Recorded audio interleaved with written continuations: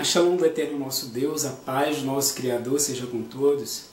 Hoje nós vamos estudar aqui na Palavra do Eterno sobre o sábado.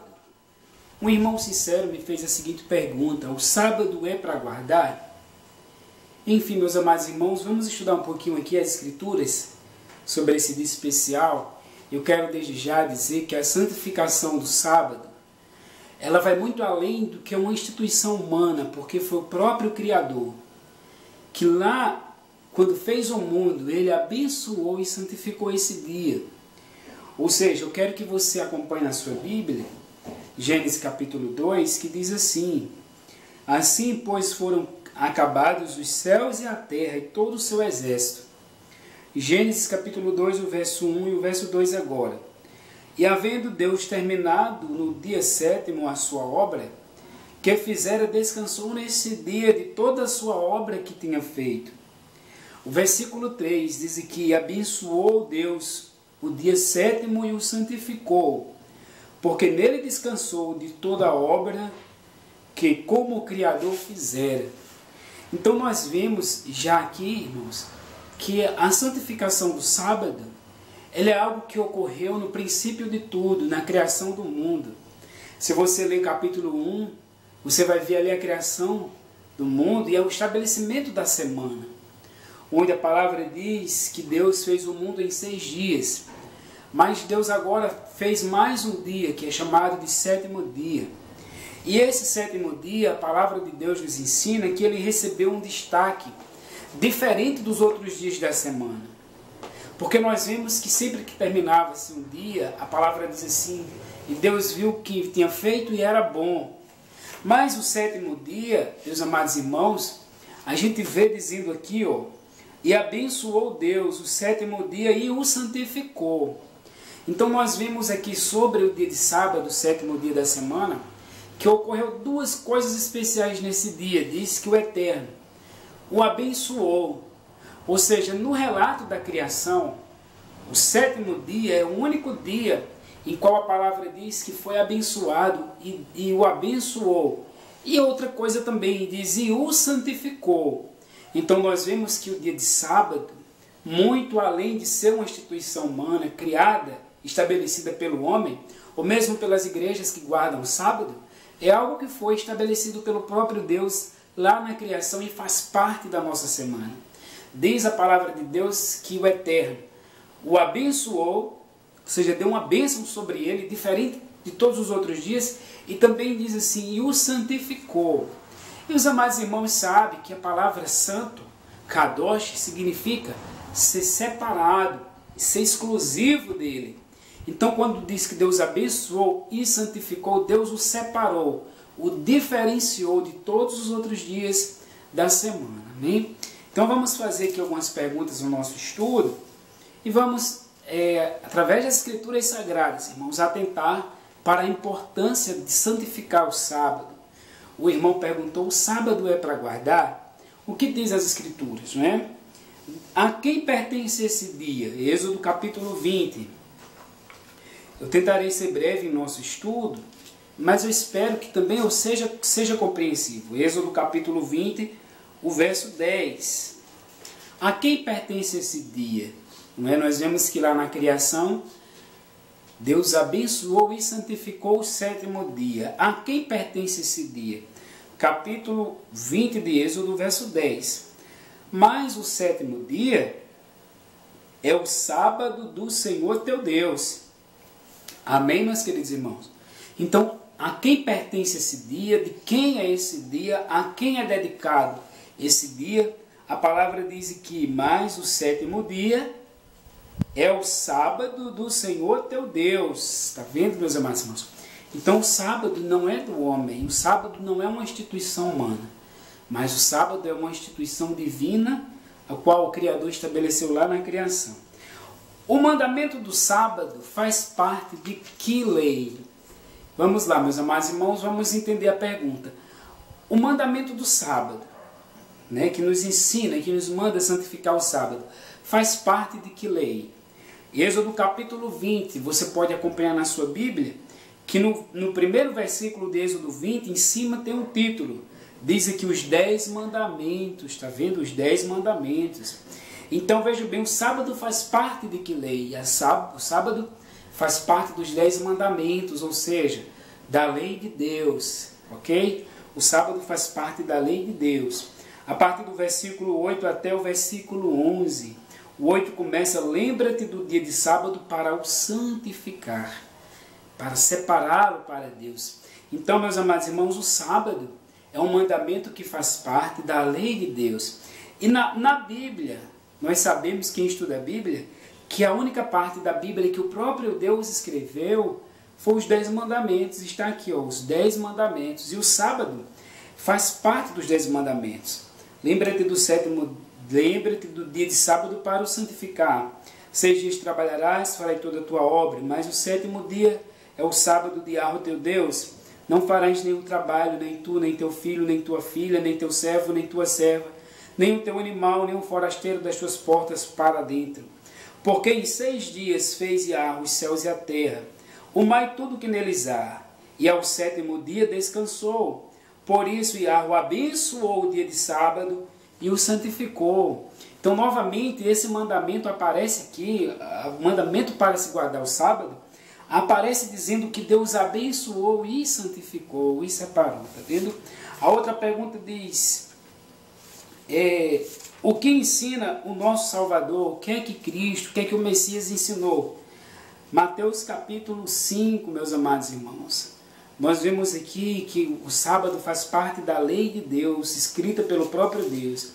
Mateus capítulo 5, verso 18. Vamos ver aqui o que o Salvador disse. Porque em verdade vos digo, diz o Salvador, até que o céu e a terra passem, nem um jota, nem um i ou um tio jamais passará da lei, até que tudo se cumpra. Está vendo, meus amados irmãos? Porque em verdade vos digo que até que o céu e a terra passem, nem um i ou um tio jamais passará da lei. Então jamais passará, irmãos, qualquer coisa que pertença à lei do nosso Deus. O Criador, o Salvador disse que é mais fácil passar o céu e a terra do que passar um i, no hebraico é um iude sequer da lei. Irmãos, apenas uma letra. É mais fácil passar o céu e a terra do que passar uma simples letra do que Deus escreveu. É mais fácil passar o céu e a terra do que passar algum ponto que faça parte dessa lei. Qualquer coisa que existe nessa lei, é mais fácil passar o céu e a terra. Então a pergunta é, o sábado é para guardar? Vamos dizer assim, o sábado então passou? A santificação do sábado não importa mais? De forma alguma, meus queridos, porque o próprio mestre está dizendo que é mais fácil passar o céu e a terra do que sair um tio sequer da lei, um i sequer da lei. Então vamos lá. Dentro dessa lei, dos mandamentos de Deus, o mandamento que existe mais palavras é o mandamento do sábado. Nós vimos, eu contei 53 palavras, mas de toda a lei de Deus, o mandamento que contém mais palavras é o mandamento do Shabat, o mandamento que nos ensina a santificar o sábado. E o Salvador está dizendo que é mais fácil passar o céu e a terra do que passar um i sequer, né? Um iude, um i sequer da lei de Deus. Mas o céu não passou ainda, a terra não passou, né? Isso é sinal de que o nosso Salvador nos ensinou a guardar o sábado. É sinal de que o Salvador está dizendo que o sábado deve sim continuar sendo guardado, sendo observado por aqueles que amam a Deus. É mais fácil passar o céu e a terra do que passar um i ou um ponto sequer da lei. E o mandamento do sábado é o mandamento maior que existe, né? Em termos de palavras. A outra pergunta é o seguinte: em que lugar dos evangelhos o nosso Salvador ensinou que o sábado não deveria ser mais observado? Qual é o lugar aqui nos evangelhos onde a gente encontra o mestre dizendo assim, olha, não precisa mais guardar o sábado, não precisa mais observar o sábado como o dia santo do nosso Deus? Em que lugar dos evangelhos? A resposta é simples. Em nenhum lugar, nem eu, nem você, nem ninguém vai encontrar o nosso Salvador ensinando que o sábado não é mais para ser observado. Então, se o mestre não ensinou que o sábado não deve ser mais guardado, se ele ensinou isso, então, meus amados irmãos, se ele não ensinou que o sábado não precisa ser mais guardado, então é sinal que o sábado precisa e continua e deve continuar sendo observado, sim, em honra ao nosso Deus, ao nosso Criador, como um dia abençoado e santificado por Ele. A outra pergunta diz aqui, que prova temos que o nosso Salvador guardava o sábado? Qual é a prova que temos aqui na Bíblia? Que o nosso Salvador ele era um observador do sábado, que ele guardava, que ele santificava o sábado. Lucas capítulo 4. Nós estamos aqui no Novo Testamento, irmãos. Lucas capítulo 4, verso 16.